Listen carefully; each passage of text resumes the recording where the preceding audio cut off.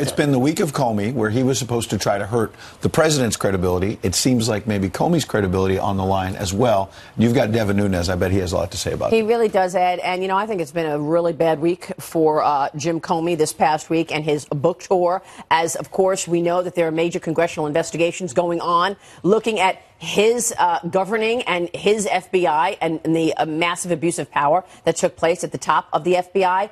Devin Nunes is investigating how this whole Trump investigation with collusion with Russia began. And what he has found after looking at the electronic communications is that there was no intelligence used. Let me say that again. There was no verified intelligence used to launch an investigation into collusion between Trump and Russia. That's extraordinary. And that's what I'm going to talk about with the chairman of the Intel Committee next, Devin Nunes. That's a big statement. It is a big story. I look forward to that. No intelligence, Abby? Unbelievable. Or verified intelligence? Exactly. I thought that's what they were in the business We of. have verified channels where we go with other countries, by the way. None of that. Yeah. Interesting. All right, we'll be watching. Thank Good you. stuff. Thanks, Maria.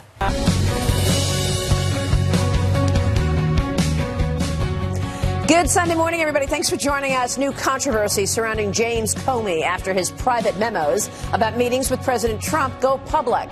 Another California county joins the Trump administration in the legal battle over the Golden State's immigration laws. And celebrating a life well lived, President George W. Bush and former First Lady Laura Bush reflect on the passing of Barbara Bush as they sit down with me. Hi, everybody. Thanks for being here. I'm Maria Bartiromo. Welcome to Sunday Morning Futures. Key lawmakers say that Jim Comey's memos about his conversations with President Trump prove he was politically biased, while the Inspector General recommends criminal charges against Comey's ex-deputy, Andrew McCabe. This as we await the IG's next report on the Clinton email investigation. Reaction on all of that from the House Intelligence Committee Chairman, Devin Nunes, coming up. A revolt is underway in the Golden State. San Diego, the very latest county to back the Trump administration's lawsuit, which challenges California's sanctuary state laws. We speak with one leader from that county who says enough is enough.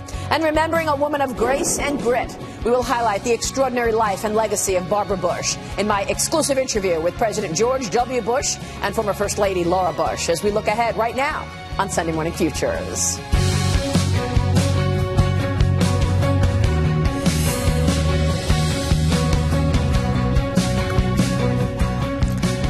President Trump taking Jim Comey to task over newly released memos the former FBI director kept to document his conversations with the president. The Justice Department's Inspector General is now investigating if Comey mishandled classified information by giving some of those documents to a friend who then shared them with a reporter.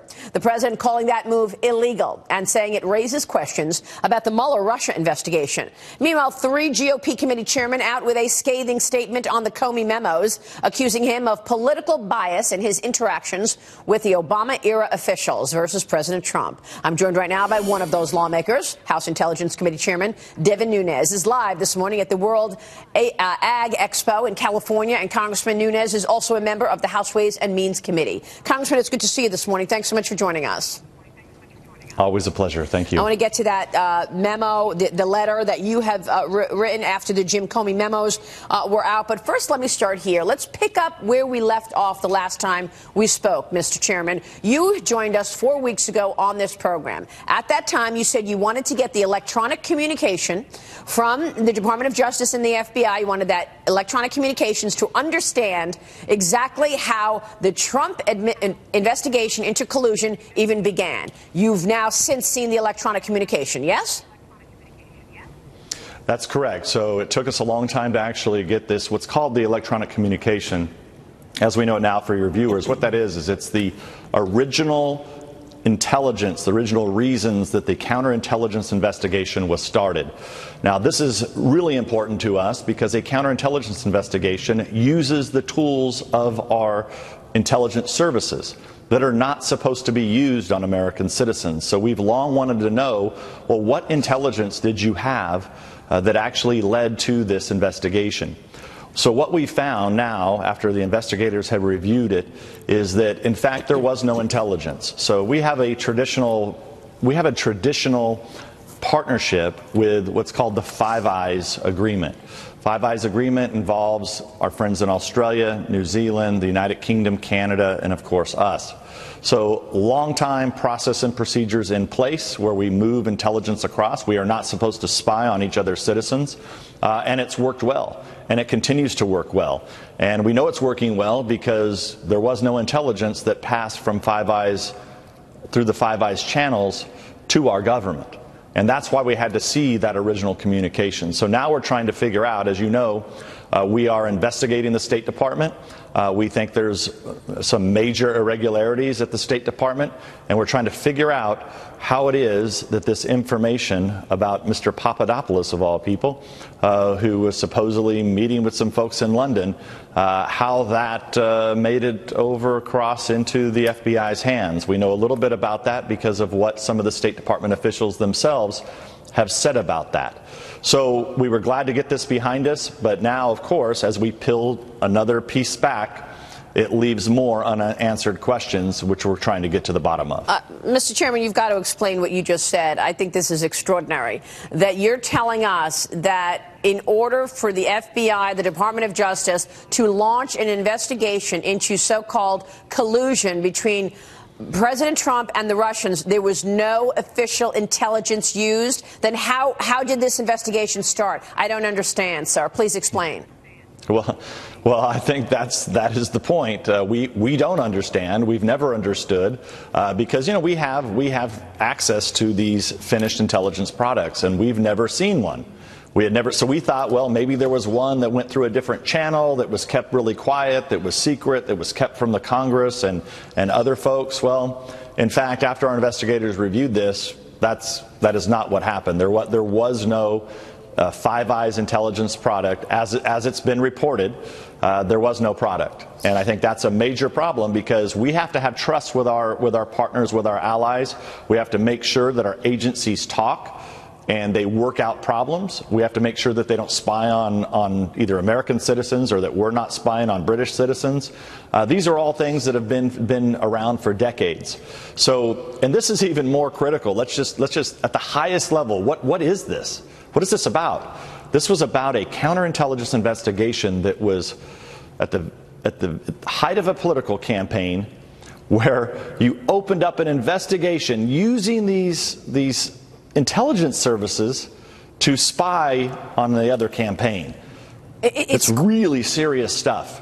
It's quite extraordinary. So you're investigating the State Department. Does that mean it was Hillary Clinton pulling the strings? I mean, here you have Hillary Clinton, former Secretary of State. She's the other candidate. Is she pulling the strings on an investigation launched on her opponent, her political opponent, Donald Trump? Well, we don't know that yet, but what I can tell you what we do know. We do know that longtime associates of Hillary Clinton, including Sidney Blumenthal and another person named, I think, Corey Scheer, were actively giving information to the State Department that was somehow making its way to the FBI. This is from two people within the State Department who have now publicly come out and said this I think in major news publications. So we know this. We know this was at least from at least two witnesses who have publicly said this. And so what we're trying to do is we're trying to piece all that together. We now know that there was no official intelligence that was used to start this investigation. We know that Sidney Blumenthal and others were pushing information into the State Department.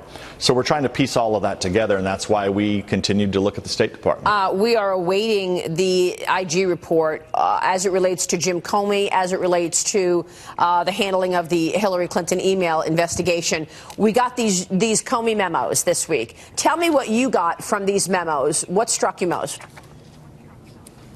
Well, the main reason we wanted them out is because the mainstream media and the Democrats have been running around talking about collusion. When they figured out there was no collusion, they moved on to obstruction of justice. What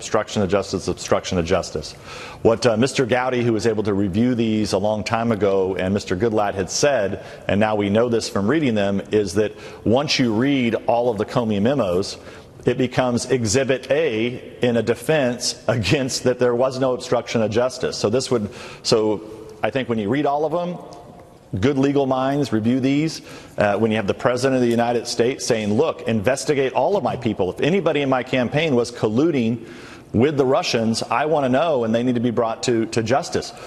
Something of that nature is in the Comey memos. So this is why the Comey memos needed to get out, because, if there is obstruction of justice, we want to know about it. But clearly there wasn't, and that's what the Comey memos prove. Now, I think for Mr. Comey, when you match up his memos with what's in his book, with the interviews that he's giving, I think he's got a lot of problems coming in the future as it relates to what the IG is looking at into his behavior during the Clinton email investigation. Well, what kind of problems? I mean, we know that the IG has recommended criminal charges against his former deputy, Andrew McCabe. Where does that go? What does that mean, criminal charges? Where do you see that going? And is that the same fate that we will see for Jim Comey? Well, it's hard to say right now, but we know that. So Mr. McCabe has been recommended that he face criminal charges. Now his lawyer, and he has a right to his lawyer has said, no, this is not true what the IG, Mr. Comey, is lying, essentially, is what Mr. McCabe is saying, that Comey did give him the right to go talk to the press. So, this all has to be fleshed out. Clearly the IG doesn't believe, the IG believed Mr. Comey, that Comey did not give Mr. McCabe the ability to go talk to the press. Now, as it relates to Mr. Comey, you've got the added problem now that the memos that he wrote, the 7 memos that he decided to write on President Trump, never wrote memos on any of the other meetings he had with the other president or the AG or anyone else prior to this, but he kept 7 memos. 4 of those were classified. He decided to launder them to a friend who then leaked them to the New York Times. If those memos contain classified information, he purposely did that. He purposely leaked them in order to get a special counsel started after he was fired. He leaked pieces of these, so we need to figure out exactly what is it that he leaked. Who did he give these memos to? And was it just the friend that leaked them to the New York Times, or were there others? I believe there were others. I think that these Comey memos were actually given to several people. It contained classified information. The irony is the very thing that Mr. Comey cleared Mrs. Clinton of. Real quick, we're going to take a break right here, but with all of what you're saying, whether it's no official intelligence, the president pushing to find out the truth, no obstruction of justice, are these reasons to shut down this Robert Mueller special counsel probe? Well, look, I in the beginning, I actually supported special counsel because I thought, okay, Mr. Mueller will come in, longtime FBI guy. He will quickly see that there's no evidence of collusion, which there was, because we had not seen any. Just like I said, we've not seen any intelligence product that shows that there was any collusion between the Trump campaign and the Russians. Right. But that he would quickly go after the felony that occurred when General Flynn was talking to the Russian ambassador, and all of that information was leaked out, which is a major felony at the highest level. So I thought, great, we'll have a special counsel. They'll close those leaks. We'll figure out who that was. Well, that never happened. It appears like this was clearly what started as a counterintelligence investigation into the Trump campaign. They drilled a bunch of dry holes, never found any collusion. They moved to obstruction. They got a special counsel, and now God knows where this is going to go. Right. But I think the American people are getting sick and tired of it. Well, they did manage to raid Michael Cohen's office and home and hotel room, let's not forget. Shemina, stay with us. We've got more to talk about. And I want to get your reaction to this next story. The same people who helped fund that salacious and unverified Trump dossier now have some new targets in their sights. The Democratic National Committee filing a multi-million-dollar lawsuit against the Trump campaign, against Russia, WikiLeaks, and others. They're alleging there was a conspiracy to keep Hillary Clinton from winning the election. Yes, that's what they're charging. Follow me on Twitter, @Maria Bartiromo, @Sunday Futures. Let us know what you'd like to hear. Devin Nunes continues when we come right back.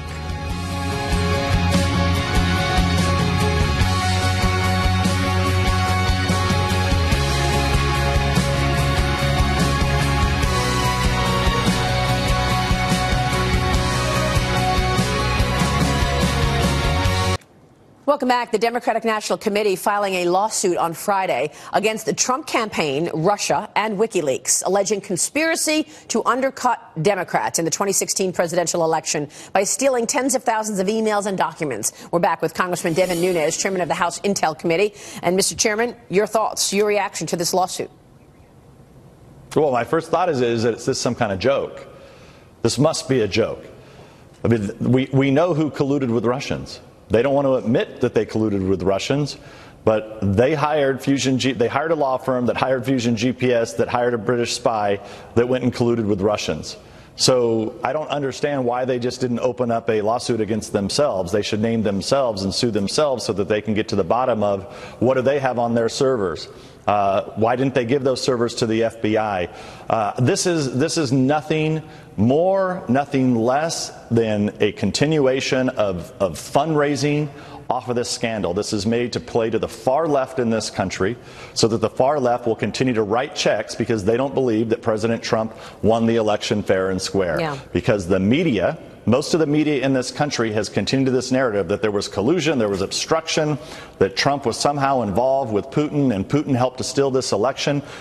We've now looked at all of this. None of that is true, but the Democrats need a way to keep their base motivated to turn out in November, and they need a way to continue to raise money. And they're raising millions and millions and millions of dollars to target Republicans over this Russia fiasco. It's incredible. But yet okay, the only place where there's a Russia fiasco is with them.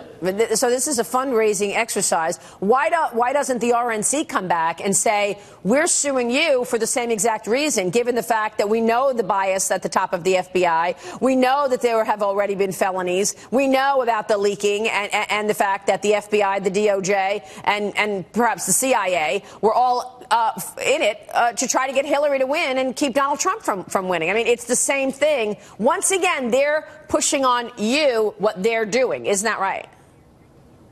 That's right. Well, I always like to say whatever the left accuses you of doing, they're doing themselves. By the way, what about those servers? That's exactly what you have here. Mr. Chairman, what about those servers? I mean, remember when I don't know about the servers. I don't know. I mean, when the Democratic National Committee got hacked, you would think that the DNC wants the might and the power and the strength of the U.S. government behind them to find out who hacked, how come all these emails are out in the public's view, and yet they didn't do that at all. They didn't give the server to the FBI. They hired a private company to look at their servers. Exactly. So the obvious question here is that, you know, once you were notified by the FBI that maybe somebody had hacked into your system, for sure, once those emails became public, right, and they came public, I think mid-July, you think you would immediately call the FBI in to try to figure out and get to the bottom of what had happened. Yeah. But that didn't happen. There must be a reason why they didn't want the FBI to come in. Yeah. I think we probably know the reason why. There was probably a lot of bad things that were on that system. Real quick, Mr. Chairman, let me switch gears. Tomorrow we've got the vote from the Senate committee on Mr. Pompeo in terms of becoming the new Secretary of State. Your thoughts on what we'll see tomorrow out of this vote for Mr. Pompeo? Well, Mr. Pompeo should have been confirmed weeks ago. This is really the number 3 person in our government. We have high-level negotiations going on with the North Koreans now and South Koreans trying to solve that long-standing conflict. Mr. Pompeo was already confirmed as the director of the FBI. He's a good man. He knows what he's doing. The president trusts him. This is about our nation's national security, and the United States Senate should stop playing politics with our national security. So a president has a right to hire whoever he wants, especially as it relates to someone with national security. Right. We should not let domestic politics get involved in this decision, and the Senate should do its job and do it quickly. All right. Well, we'll see what happens tomorrow then. Mr. Chairman, good to see you, sir. Thanks very much for joining us this morning. Thank you. We will be watching the developments. Devin Nunes there. Welcome back. 11 Republican lawmakers writing a letter to Attorney General Jeff Sessions requesting an investigation of Hillary Clinton, along with some former FBI and Justice Department officials. The congressional leaders are claiming potential violations on a range of topics, including the handling of the Clinton email probe, the funding for the anti-Trump dossier, and the Uranium One controversy. I'm joined right now by one of those lawmakers behind the letter to Sessions. Congressman Ron DeSantis is a member of the House Foreign Affairs as well as Oversight and Judiciary Committees. He's also also a member of the House Subcommittee on National Security. And Congressman, it's good to have you on the program this morning. Thanks for joining us. Good morning. Tell me why you wrote the letter. Well, look, we have a special counsel going on looking into Trump campaign collusion. There's been no evidence of that. But yet in the course of us conducting oversight, we've had a lot of evidence that statutes have been violated. Andrew McCabe, for example, I was pleased that after we referred McCabe, that the Inspector General the next day followed through and formally referred him for lying to the FBI. You look at somebody like Jim Comey. He testified before us in Congress that he did not decide to exonerate Hillary till after her interview, and yet subsequent efforts of oversight unearthed the memo that he wrote 2 months before he interviewed Hillary. That was an exoneration memo. And then I think with this Michael Cohen raid, supposedly about the FEC violations, it made a lot of us question, okay, Hillary Clinton's campaign, they paid a law firm who then laundered the money to Fusion GPS, who then paid a foreign national, Christopher Steele, who then colluded with Russians to create this anti-Trump dossier.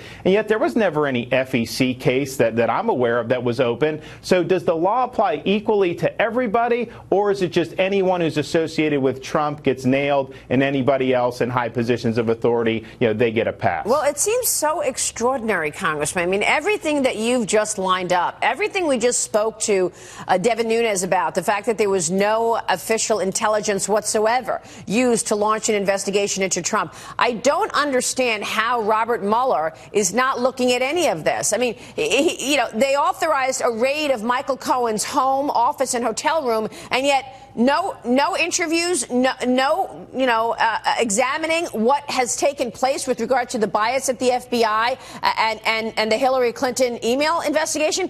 Could that be possible? That Robert Mueller is just going to ignore all of this? Yeah, I think that's what he's doing. Look, you look at who he hired. I mean, he handpicked a lot of people who could be, in the general counsel's office at the Democratic National Committee. I mean, that's just what he did. I think that was a huge mistake. I think it's hurt the credibility of his investigation. But here we are, Maria.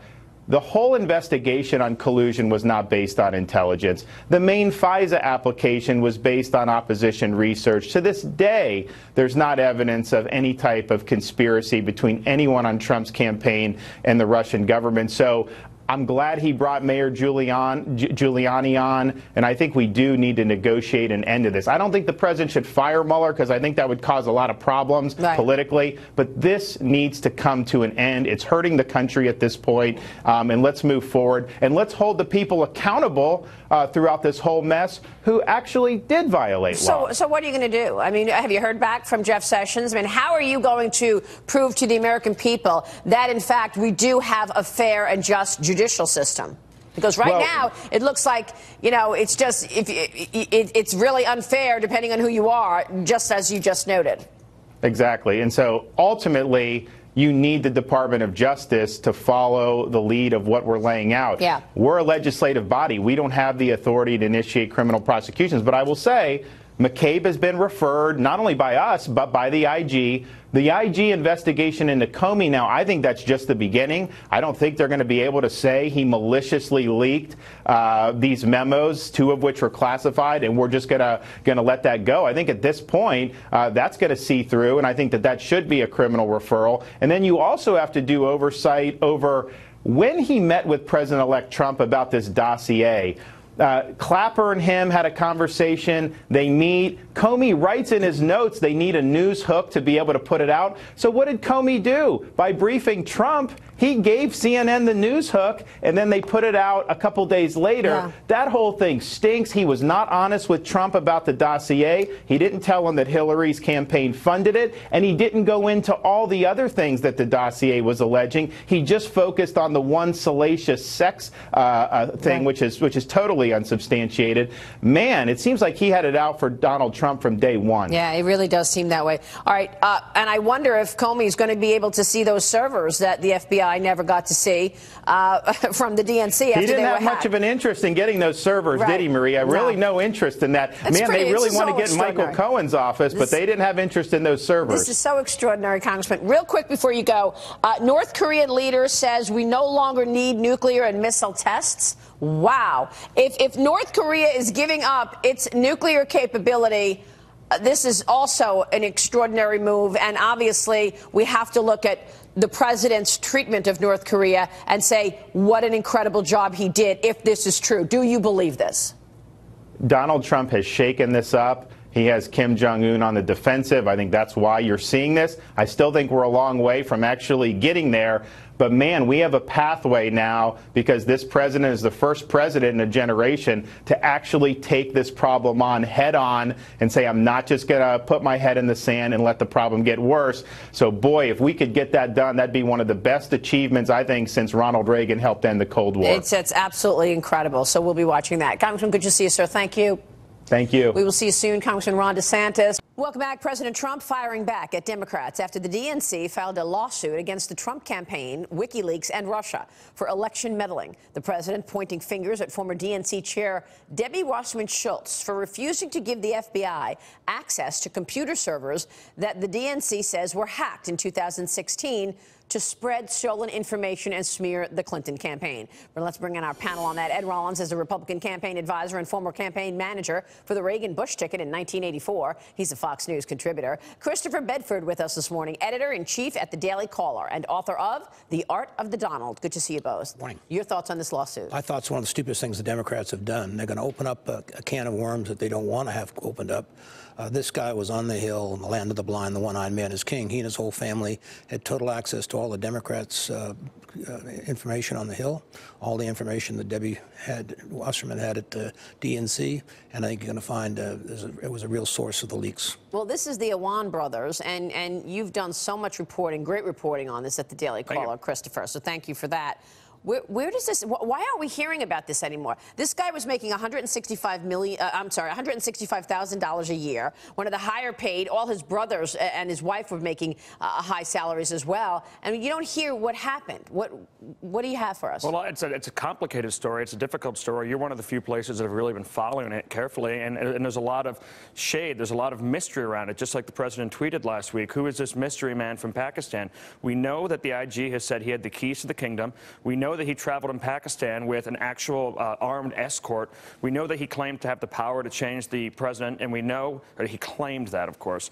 And we know that Debbie Wasserman Schultz is terrified of something that he has. She's been tying up a laptop that has her username that he had a password to for months in legal limbo. And the Republicans have been really hesitant to go after this. The president last week gave them a push to say, figure this out. I don't understand why the Republicans are so hesitant. I don't either, because it's nothing that we did. It's theirs. And this guy had access to everything. And he'd been fired by a couple of members of Congress for misbehavior. He put his whole family in there. And again, as I say, they understood the system, where most members of Congress have no clue what's on their system. And I'm sure every single thing that they wanted, they got, and everything the Pakistanis wanted. It's probably the most unsafe country in the world, who basically wanted our intelligence, and I'm sure they got it too here and for the DNC. Well, they arrested him while he was fleeing the country. For bank fraud. That's what they're holding him on. It seems like it's just a bookmark here. There's definitely something beyond bank fraud that the FBI is interested in, but they're not doing the interviews. They're not executing the search warrants. For example, after the Democratic Caucus's server was hacked or it was leaked, this is a piece of evidence. It physically disappeared. It was removed, and somebody basically stole it. No search warrant was ever executed on that. And this is what the Republicans have been doing. This is what Speaker Ryan's been doing. He says, hey, guys, this is just a theft investigation. It's way bigger than a theft investigation. He has, Imran Awan had the access to the very intimate emails and communications of almost the entire Democratic caucus, and he appears to be a bad player. There was also some speculation that it could have been ties to terrorist groups, Muslim Brotherhood, not bank fraud. You say that this is just a marker. I'm saying he's a mystery man, and clearly the sponsors here were the Pakistani government. And I think to a certain extent, he and his family had been fired, had maintained access till February after Trump had been inaugurated. I'm sure they have every single thing that they could possibly want to get, secret documents, DNC documents, what have you. And I think it's a scandal of major, major consequence. I think you're right, because I just don't understand why when the DNC got hacked, Christopher, they wouldn't want the FBI to investigate it. Show the servers to the U.S. government so that the U.S. government can investigate this. No, they hired a private company to actually investigate and look at those servers. This was about Bernie Sanders. I think that that they basically tipped the scale against Bernie Sanders, and I think they were afraid of what they would find relative to Bernie Sanders' internal Democratic politics as opposed to national security. So is it likely that we're going to be hearing a lot more about this if the Democrats push on this lawsuit? They might have just made a serious error here because, just as you said, they didn't want the FBI involved. They didn't want the government looking into these servers. There was a lot of shady business. Debbie Wasserman Schultz had to step down after that was exposed. They said it was because the election was too important. That's why they didn't want to give access. That's obviously ridiculous. It's not true. And now, if they push on this and the president gets to do discovery and return on them, we're going to learn a whole lot more. It's incredible. Real quick on the Pompeo hearing tomorrow. Your thoughts on the vote? I think I think he's not going to make it through the committee, but I think they certainly could do everything they can to get him out and get him the 50 votes. But you don't think he'll? I don't think they're going to get him out of the committee. All right, we will leave it there. Ed Rollins, Christopher Bedford, great to see you both. Thank you. Great to see you. Thank you so much for joining us. A lot going on, man. It is incredible. That'll do it for us Sunday Morning Futures. Thanks for joining me. I'm Maria Bartiromo. Join me tomorrow morning, first thing, Mornings with Maria, 6 a.m. to 9 a.m. Eastern on the Fox Business Network. Stay with Fox News right now. Media Buzz with Howie Kurtz is up next after this short break. Have a great Sunday, everybody.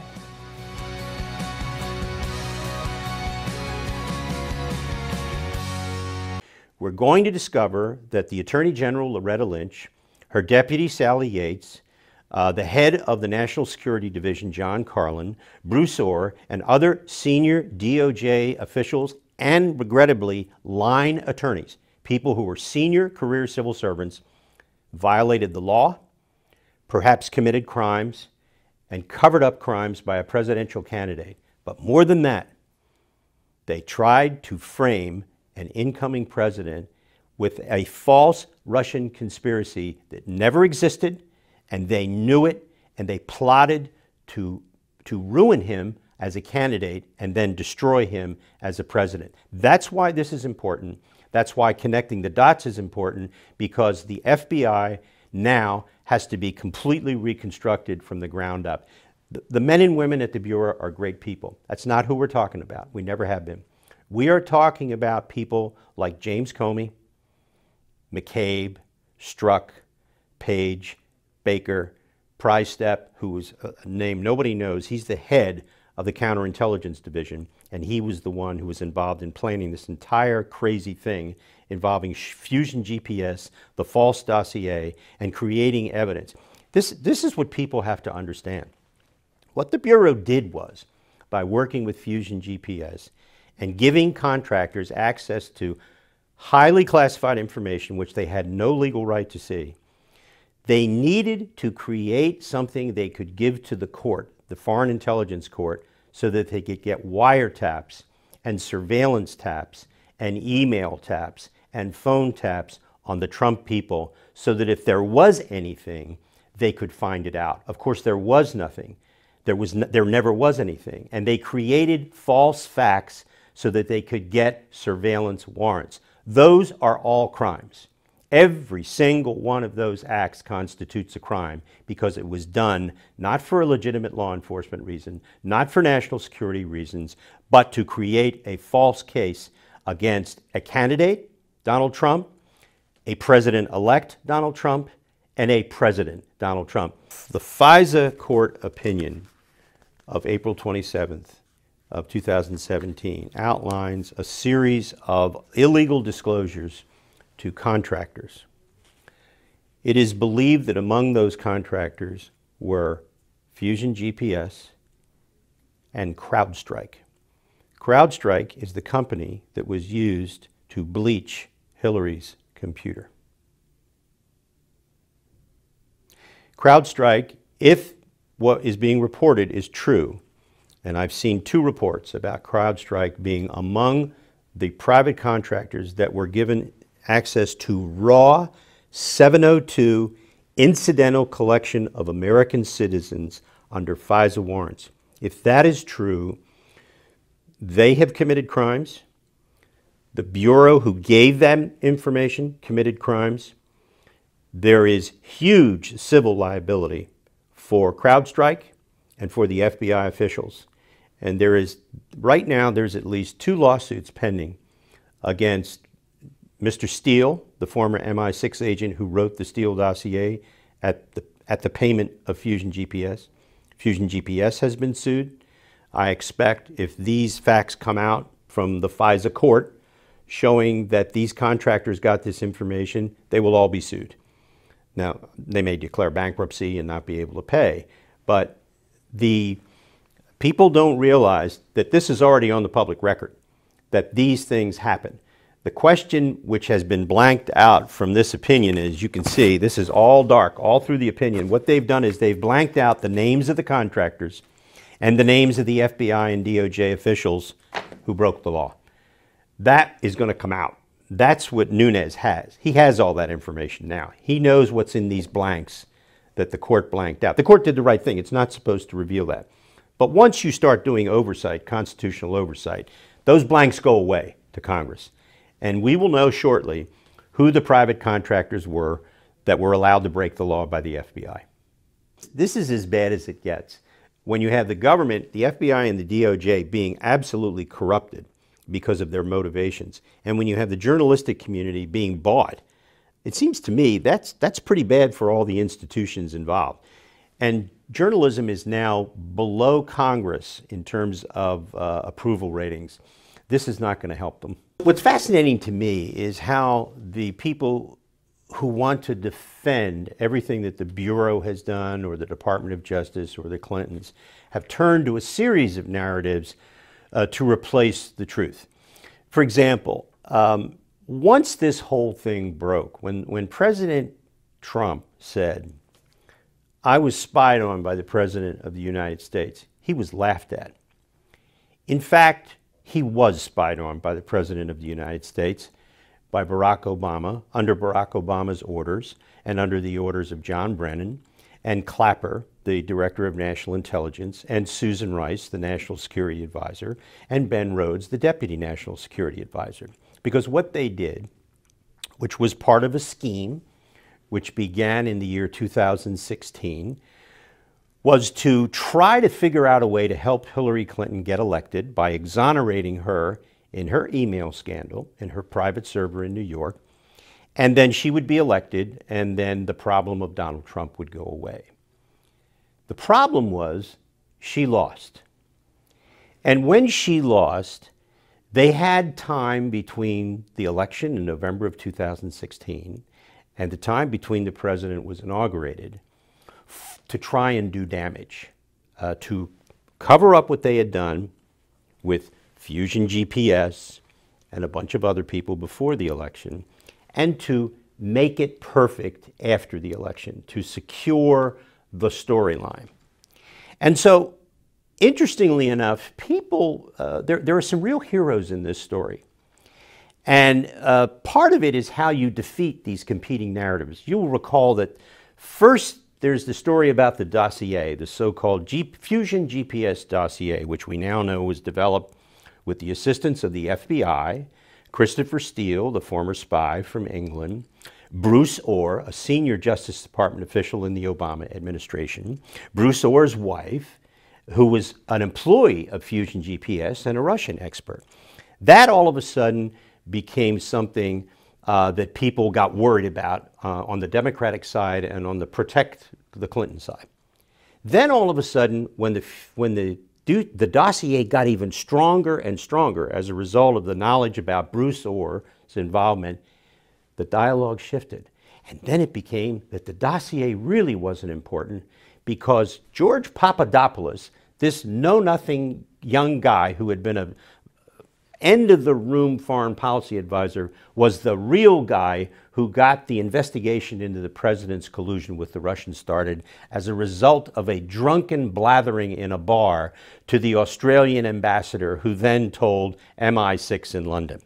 These narratives have developed because the facts are now so strong that there was a brazen plot to exonerate Hillary Clinton, and then if she lost, frame the President of the United States with a false crime, that this is what they have been forced to do. One of the heroes in this entire story is Admiral Mike Rogers, the head of the National Security Agency. He became the head of the National Security Agency in 2014. In 2015, one of the auditors at the National Security Agency, our electronic surveillance SIGINT masterpiece from World War II, came to him and said, there's some funny things going on at the FBI with regard to 702, which of course is that part of the Foreign Intelligence Surveillance Act, which allows the scooping up of huge amounts of phone call data and emails and electronic data about foreigners. And in the course of that, allows the incidental collection of information about Americans, which is supposed to be kept secret, but wasn't in this case because of the conduct of the FBI and the Obama administration Justice Department officials. Mike Rogers says, okay, let's do an audit. He does this in March of 2016. This is way in advance of the election. He then discovers, as a result of the audit, that the FBI has been sharing this secret data about Americans with not other government agencies, but private contractors. Some of those contractors apparently work for the Democratic National Committee. Some of them work for Fusion GPS.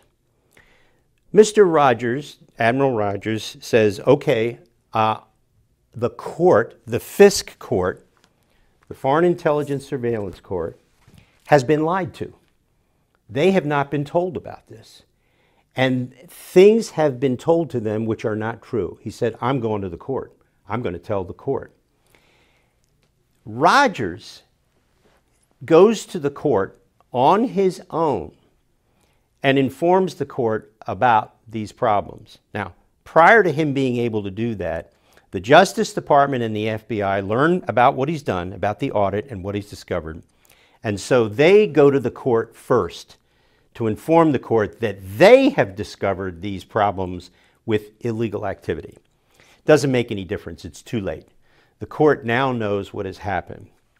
So he goes to the court, they go to the court, and then in April of 2016, the FISA court issues this 99-page opinion, which I'll bet you didn't even know about until I talked about it this morning. This opinion describes illegal activity by the FBI, illegal activity by contractors, and it calls it the improper disclosure of raw intelligence about Americans to unauthorized individuals. All of those things that the Bureau did and the contractors were crimes. Now, you wouldn't think, this is a public document now. It's been declassified. You have not seen a single story about this in the Washington Post or the New York Times. So, with this in hand, and remember, Rogers knows all about this before the election. So as soon as the election is held, Rogers determines that since there is now a president-elect who has been spied upon, he knows that Trump was the subject of a plot. So Admiral Rogers goes to visit President Trump, President-elect Trump, in New York in November of 2016, on the 17th of November. He's the head of the NSA. He briefs the president. And it is after that briefing, the very next day, that President-elect Trump moves his entire staff out of Trump Tower to Bedminster, New Jersey, where his golf club is, and that's where the transition team stays until Trump Tower is debugged. What Admiral Rogers did was, and this is why the president said that President Obama had wiretapped him. Rogers, on that day, November 17th, briefed the president about the illegal activities which had been reported to the Foreign Intelligence Surveillance Court earlier in the year. And the president knew what had happened at that point. Now, interestingly enough, when the outgoing administration found that Admiral Rogers had gone to New York, the DNI, the Director of National Intelligence, John Clapper, and John Brennan, the Director of the Central Intelligence Agency, asked President Obama to fire Admiral Rogers. Now, President Obama had many flaws, but he ain't no dummy. And he said, boys, it's too late. I'm not going to fire Admiral Rogers, because if I do, that'll be the only story about my last days in office, so you can forget it. And Rogers is there to this day. And when this story is written, when it's all over, The great hero will not be Robert Mueller, this crazy man that has been made the special counsel.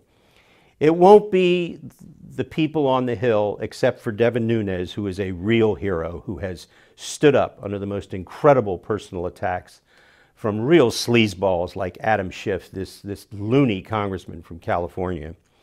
And it will be shown that Admiral Rogers saved the day by forcing the senior Justice Department officials to admit that they had done wrong things. Now, there's another fascinating part of this story.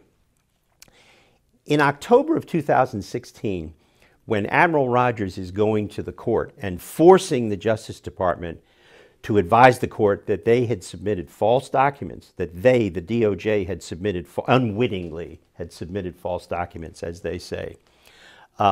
Admiral Rogers, plans are being made to fire him at that point, which of course never go forward because of what he does by going to New York.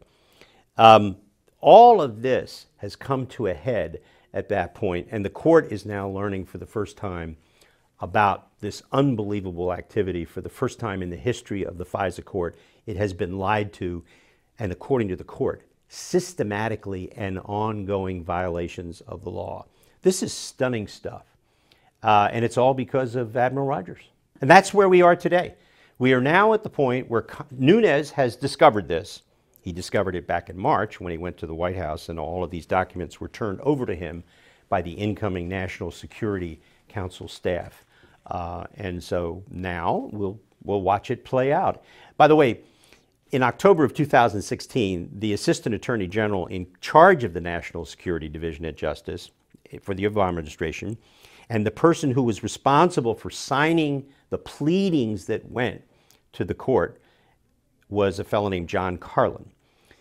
Once this material was submitted to the court in October of 2016, revealing the violations of the law, Carlin resigned and has not been heard from since. No one could figure out why Carlin resigned. And I don't know why he resigned. There was plenty of time left in the administration. He just left. Now, it may have been that you resigned because you don't want to be questioned by the Inspector General, who at that point had already begun an investigation of the FBI and the DOJ senior people based on Admiral Rogers' complaints. So that's another story that's going to play out. Where is John Carlin and what is he doing? The Russian collusion was a complete fabrication of the Democratic National Committee, the Clinton campaign, Fusion GPS, senior DOJ and FBI officials to create a way to dirty up Trump as a candidate and then destroy him as a president. There is literally no evidence whatsoever that has ever been produced of any conspiracy. And let me just say something that I find deeply offensive. The appointment of the special counsel was completely unnecessary. There was no need for a special counsel. I don't know why Rod Rosenstein did it, but he did it. But there was no justification for it. And in fact, in his appointment letter and memorandum about it, he admits there's no crime that's been discovered, but for political reasons, this needs to be investigated. Well, that's just utter nonsense. Look what he's done to an incoming president. Look at what he's done to the country by appointing a special counsel. That should have been handed off to a bunch of senior DOJ officials who are being monitored by a political appointee who would keep them within the legitimate bounds of an investigation. Mueller has not brought one charge involving collusion with Russians. He's never going to bring a charge involving collusion because there was none. The bottom line is this. Mueller and the way he has conducted his investigation is an embarrassment to anyone who's ever been a special counsel, which I was. I was an independent counsel. Hiring all of these partisan Democrats to conduct the investigation, he's not naive. Bob Mueller's been around too long. You can't be that dumb to not realize how horrible it is to have these people. These people are not biased against the president. They have an animus toward the president. There is a distinct difference. I believe that his entire investigation, Mueller's entire investigation, has been tainted by this animus. There's no way you can have people who have donated to the Clintons, donated to Obama, represented the Clinton Foundation, represented Clinton individuals in criminal investigations, and then have those people who have given to President Trump's opponent investigate President Trump. I don't know what Mueller is thinking of. Since you're bringing up the Mueller investigation and the apparent focus on investigating Trump's Russian collusion, isn't it interesting that Mueller and Comey and Rosenstein and others were involved in a Russia collusion story for Obama Clinton? Mueller, first of all, never should have been appointed because there was no need for a special counsel. That's number one. Number two, he never should have been appointed because he knows James Comey. They're personal and professional friends and have been so for many years. Comey is a target of this investigation. He's clearly been involved in activities which could be deemed illegal and criminal. There's no way Mueller can investigate him or anybody else at the senior people that he worked with. And yet, here he is investigating Russian collusion when he presided over, as FBI director, the investigation into Uranium One, which was a clear kickback bribery scheme by the Russians to bribe Bill Clinton as ex-president with speech money, to bribe Hillary Clinton with speech money for her husband and $145 million in contributions to the Clinton Foundation, and to get a result of selling 20% of the uranium supply of the United States to a Russian-controlled company. The notion that Mueller could investigate that, having been a party to the investigation, is ridiculous. But here's the other thing. Mueller, who was FBI director at the time, knew about the Uranium One investigation of Russian corruption and bribery.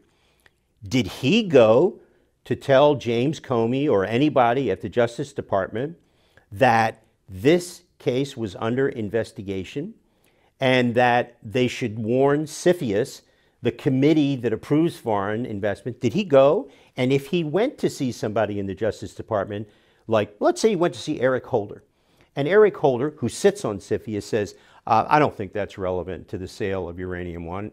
Or did Eric say, okay, fine, I'll let him know. We do not know what CFIUS was told about Uranium One. There have been published reports that they were told nothing about it. And here's the other part of this. If Mueller knew that this was there, why didn't he go to CFIUS on his own and say, I don't know what you're being told, but I'm going to report to you that this is pretty serious stuff and you need to know about it? He didn't do that. Why didn't Mueller do that? And so what we're left with is this nagging sensation that all of a sudden these really great investigators lose all of their skills and nobody talks to anybody about Uranium One. The other thing is this. Everybody always says in defense of Hillary, well, she was only one of 9. There were 9 agencies. But they forget the most important fact of all. It only takes one vote to stop a deal. Hers. And you know what? She was bought. She wasn't going to vote no. She knew about the bribery that was going on. Her husband was involved in it. She could have stopped the Uranium One sale with one vote. That's all it takes in CFIUS. If one member of CFIUS, 1 of 9, says no, it is done. She didn't vote no, and she could have. So the answer to this is, it's not that she was 1 of 9, it's that she was 1 of 9, and she didn't stop it. When there is a federal grand jury, in addition to the Nunes Committee investigation into the State Department, people will be forced by subpoena to give testimony as senior Department of State officials who are currently there or who have left. I think it will be demonstrated that they colluded with Clinton administration representatives and campaign officials and people like Sidney Blumenthal and Cody Shearer, who passed on completely unreliable information which they hoped would be passed along to the FBI, and in fact it was, and that information was used fraudulently to obtain FISA warrants. This is why, Lou, the only way to get these answers, once the Nunes Committee is done, is to have a federal grand jury force all of these State Department people, CIA, DNI people, FBI, DOJ senior people, under oath in a grand jury. It's the only way we're ever going to get the full story. And to add another twist, Lou, Rod Rosenstein, the Deputy Attorney General, is a witness. He should be recused from this altogether because he's going to have to testify why he signed a FISA application. Comey and Strzok and all of those people, including senior Justice Department officials, this was a plot, a brazen plot to exonerate Hillary Clinton in the email server case, to ensure that she became president. And if by chance she lost, part of the plot was to frame Donald Trump with a false crime. And that's why the Steele dossier was used. It was designed to create a false narrative about Trump and his people and to be used ultimately against them if Hillary Clinton lost. This is why this is the single most important scandal of the last 50 years, because senior DOJ and FBI officials engaged in conduct that was designed to corrupt an American presidential election. It wasn't the Russians who corrupted the presidential election. It was the American officials at the Department of Justice and the FBI. I think we have ample facts revealed to us during this last year and a half that high-ranking people throughout the government, not just the FBI, high-ranking people had a plot to not have Hillary Clinton, indicted so that she could remain the flawed candidate that she was, which in my view was stupidity. And they also had and even this Strzok guy talked about this. They had a backup plan to basically frame Donald Trump. And that's what's been going on. This whole thing, in my view, is just total phony. I mean, how would you feel, someone out there in America land, if somebody was just had a phony scheme about you and went on for months and months and months? Yeah, and that's what's going on.